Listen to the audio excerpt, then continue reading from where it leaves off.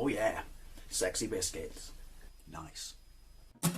Long boys blues, 1975. A YouTuber is on the rise. Reviewing games late at night and sometimes friends music about Long boys blues, 1975.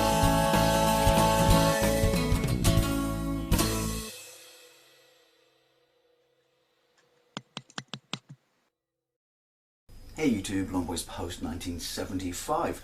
Welcome to the Wednesday vlog. I've just got home from work. It's about 6:45 in the morning. I'm off for a few days, so time to crack open a bevy and have a little bit of a really ate the start of this random waffle based on my awesome new shirt. Hang on one second. And obviously you read the question at the top. Look at me. You've read the question at the top. Do you still find yourself getting as excited or super excited for new game releases? You know, and finding it hard to wait for them as you did, you know, well, as you always did, but not necessarily as you did as a kid, because, well, we'll get to that. Anyway, hang on. Try not to get out my sexy new Bristol Rovers shirt. I got a new Bristol Rovers shirt. I don't know if you can see that. It's proper old school. It's a vintage shirt, and the reason I bought this is, see, you've seen me wear it before, right? This is my Hab shirt. This is an import from North America. Look at that. Pretty sure the thing could stop a fucking bottle. It's made by Reebok, who made the actual Liverpool kit, which I had and refused to buy again because it was like tissue paper. Same price, same company. These things are brilliant. Two reasons, and there's a reason I'm telling you this, because there's a reason I bought this vintage shirt as opposed to the regular kit, or the current kit, I should say. These things, like, you feel that they could actually be worn, I guess, maybe I'm wrong, by the actual, you know, players from the team. They're really rugged. And also, North American teams keep the same shirt. Sorry, hair and I keep the same shirt continuously. So, you know, you can buy a shirt and you can hang on to it for a bloody long time. Ignoring ticket prices, because that's the same everywhere, it doesn't feel like the fan is being shafted.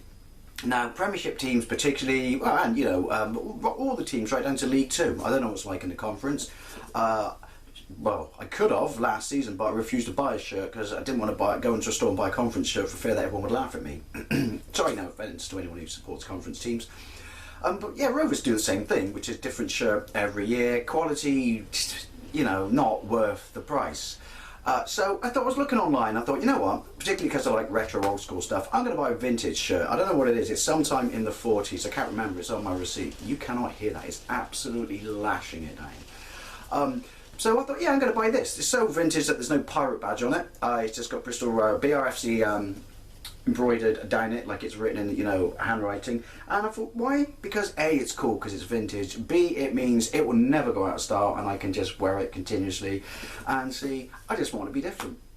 Anyway, there you go. Completely random, but I'm really liking this shirt. So even these cool old school bits down the side that make me look like a, you know, like I'm wearing a fucking Kappa tracksuit or something, but you know, maybe maybe that was the precursor. Rovers kit back in the day was the influence of all these fucking companies like that. And Naf, who remembers Naf? Anyway, excuse me. So anyway, random little tinge at the start there, but you know, epic shirt. So basically, do you find, now this comes because I was at work last night and I was talking to my buddy Flynn. He's a day walker. The only other person I know in the company who owns a Wii U. Possibly the only other person in the West Country who owns a Wii U. And obviously Twilight Princess is out on Friday. He's pre-ordered it. I pre-ordered it. He's super excited for it. And he was talking to me last night. He goes, dude, Twilight Princess Friday. He goes, you excited? I went, not overly. He goes, wait, what? You got it pre-ordered, haven't you? I went, yeah. He goes, well, I knew, you know, like, looking forward to it. I said, no, I'm looking forward to it. But, you know, I'm shitting my pants with excitement. Might be in this case because obviously I've played it before. But this comes down to any game, you know.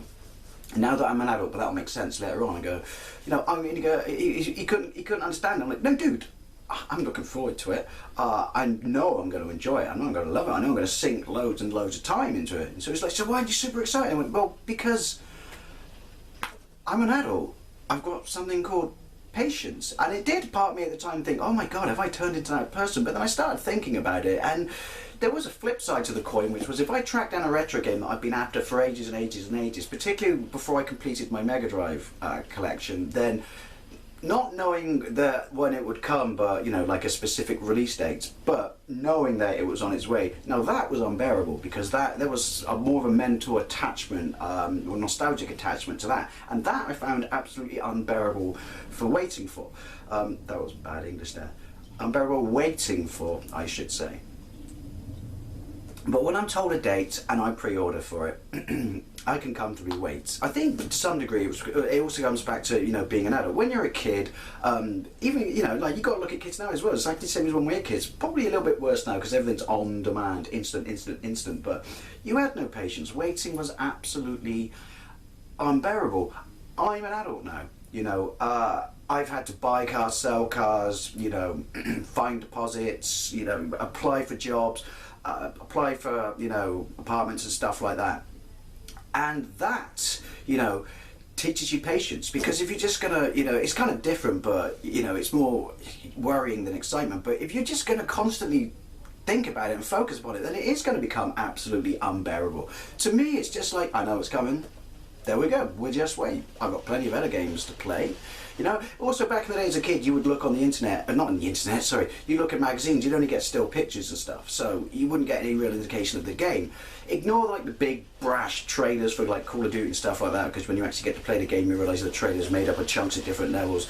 Ignore that, and when they leak little bits of gameplay, so you know what you're going to get. There's not going to be any real surprises, there might be twists in the story and stuff like that, but it's not going to be an absolute real shocker, so there's urge to dive straight into it, and I don't want to come across like an old boring fart, but it's just, no, I can wait. I ordered it, I know when it's coming out. Life has taught me to be patient. I don't know, I was looking over there, I was looking at my jar of Marmite that's got lawnmower in it. Life has taught me to be patient, so I don't know, I can happily wait. I mean, trying to think about it, and it's even like you can relate this to the Star Wars movie. All my mates were ripping their hair out waiting for it to finally be released, and I was, again, I was looking forward to it, but I wasn't ripping my hair out. It wasn't unbearable, because it was just like, it'll be here when it'll be here. Even to the point where I didn't jump into the internet.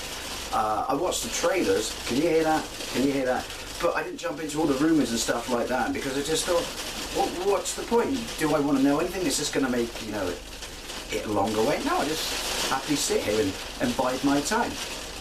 So there is a reason though, there were two games of mention I can say in the very recent past that I didn't find absolutely unbearable waiting for, but did kind of find it, I was way more excited than most games to get my grubby little hands on it, and that was Smash Brothers and Mario Kart 8. Quite simply because the track records of the game spoke for themselves, so I knew it was going to be an absolutely solid, brilliant, polished, extremely playable, extremely fun, experience. That was difficult to wait for. Not impossible, but I certainly didn't have the level of excitement I did back in the day as a kid. So I want to know, are you still the same as you were when you were a kid? You just couldn't wait. It was absolutely unbearable. It was like Christmas Eve, waiting for Christmas Day to see what shit you got under the tree. Or are you like me, which is, as an adult, life, you've lived a little bit more, you've got, you're more worldly, well, a lot more, so basically you understand the concept of patience, and there's no point just going batshit crazy and tearing your hair out and reading up everything on it, because ultimately it's not going to move its release date forward.